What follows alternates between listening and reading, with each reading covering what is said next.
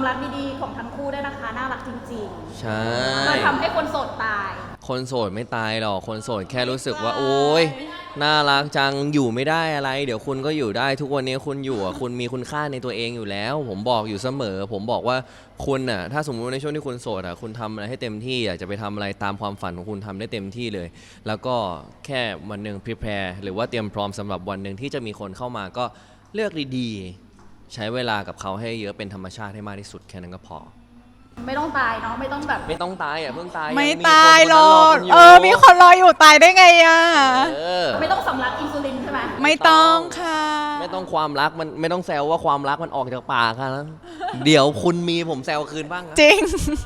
อ่ะแต่พอเวลาผมไม่รู้เนี่ยเวลาแบบมาคอมเมนต์ผมเนี่ยผมไม่รู้ว่าเขาเป็นใครนะแต่ถ้าสมมติว่าวันใดวันหนึ่งที่คุณมีแฟนคุณเปิดเผยตัวตนนะผมตามไปแซวคุณคืนบ้าง พูดแล้วนะไปคอมเมนต์เขาด้วยนะ คือคนละหมัดต่อหมัดอ่ะเอออ่ะ